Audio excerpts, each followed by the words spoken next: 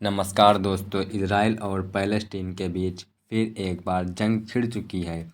7 अक्टूबर सुबह के करीब 6:30 की बात है, जब ज़्यादातर इजरायली लोग अपने घरों में सो रहे थे।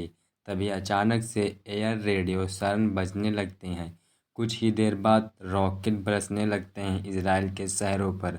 हज़ारों की संख्या में इजरायली लोग मारे जाते हैं और इजरायली डिफेंस सिस्टम यह दावा करती है कि इस हमास ग्रुप ने 2200 रॉकेट फायर किए गए हैं, जबकि वहीं दूसरी तरफ हमास ग्रुप कहता है कि 5000 रॉकेट फायर किए गए हैं। आमतौर पर इजराइल के पास एक आयरन डोम डिफेंस सिस्टम है। ये दुनिया की one of the best air defence में से एक है। जब भी रॉकेट की इस तरीके से बरसात होती है, तब ये आधुनिक तकनीकी का इस्तेमाल करके उस रॉकेट को इंटरसेप्ट करता है और हवा में ही डिस्ट्रॉय कर देता है। इजराइल देश को सुरक्षित रखने के लिए का उपयोग किया जाता है, लेकिन यहाँ पर तो 5000 रॉकेट फायर किए गए थे सिर्फ 20 मिनट के अंदर ही अंदर, जिसमें आयरन डोम सिस्टम भी फेल हो गया और हज़ारों बिल्डिंगें तबाह हो गईं और हज़ारों की संख्या में लोग मारे गए और घायल हुए। इन हमलों के चलते ये सरप्राइज़ अटैक पिछले कई दशकों में सबसे बड़ा हमला है जो इजराइल और पैलेस्टीन के कॉन्फ्रेंस में देखने को मिला है, और ये याद दिलाता है योम किपर वार की। आज से ठीक 50 साल पहले अक्टूबर 1973 में इजिप्ट और सीरिया ने मिलकर इसी तरह एक सरप्राइज़ अटैक किया था इजराइल के ऊपर, जिसमें बहुत से लोग मारे गए थे, जिसे दुनिया योम की परवार के नाम से जानती है। और यह अभी का ये हमला किसी योम की परवार से कम नहीं है। हमास ने रॉकेट के अलावा एक मल्टी प्रोंग अटैक भी किया है, जो है ज़मीन से, समुद्र से और हवा से। इजराइल गाज़ा बॉर्डर में मौजूद जो बाउंड्री वॉल लगी थी, उसे तोड़कर गिरा दिया गया एक बुलडोज़र के द्वारा।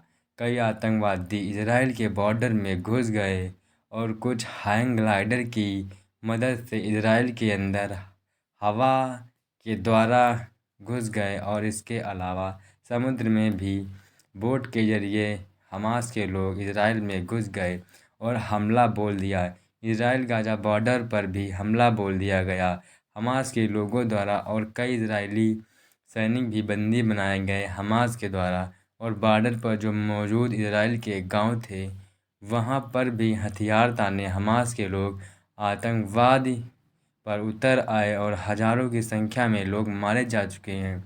और इजराइल ने इस स्टेट वार घोषित कर दिया है, और इजराइल आर्मी ने गाज़ा में भी एयर स्ट्राइक करके, जिसमें चलते पैलेस्टीन में भी हज़ारों की संख्या में लोग मारे गए और घायल हुए हैं। हमास को ज़्यादातर देशों द्वारा एक आतंकवादी संगठन माना जाता है, जो है Canada, European union, Israel, Japan, Australia, USA और यूनाइटेड किंगडम, जो हमास को एक आतंकवादी संगठन मानते हैं। कुछ ऐसे भी देश हैं जो सिर्फ इसे आतंकवादी संगठन नहीं मानते। वो हैं Brazil, China, Egypt, Iran, Norway, Qatar, Russia और सीरिया तथा टर्की भी। फिर भी कुछ देश इसे सिर्फ इसकी आर्मी को ही आतंकवादी संगठन मानते हैं। वो हैं देश न्यूजीलैंड और पराग्वे। हमास के मिलिट्री कमांडर मोहम्मद अल-दीफ ने इस हमले को एक ऑपरेशन अल-अक्सा फ्लड का नाम दिया है, और कहा है कि हमास ये इसलिए कर रहा है कि क्योंकि इजराइल ने पैलेस्टीनियन के ऊपर बहुत से अत्याचार किए हैं, और यह लड़ाई सिर्फ अल-अक्सा मस्जिद में जो हुआ था उसी के कारण है। ये मस्जिद जेरूसलम में स्थित है, और इजराइल ने जो अपना हमला लॉन्च किया उसे ऑपरेशन आयरन स्वॉर्ड्स का नाम दिया गया है। इजराइल के डिफेंस सिस्टम को आईडीएफ कहा जाता है, जो अपनी ग्राउंड फोर्स, नेवी और एयर फोर्स को तैनात किया है। साथ ही साथ इन्होंने गाजा में भी ड्रोन स्ट्राइक भी लॉन्च कर दी। इजराइल के विद्युत विभाग के मिनिस्टर ने एक ऑर्डर साइन किया कि गाजा में अब बिजली की सप्लाई कट कर दी जाए। इससे ज़्यादातर ये बिजली गाजा को इजराइल की ही तरफ से भेजी जाती थी। इजराइल की इस के प्रधानमंत्री बेंजामिन नेतन्याहू ने एक टेलीविज़न में कहा कि दुश्मन को एक करारा जवाब मिलेगा और इजराइल इस जंग को जीतेगा, और कहा कि इजराइल की एक कंपनी मोसाद दुनिया की सबसे बुद्धिमान कंपनी है जो असफल रही इस हमले को इंटरसेप्ट करने में।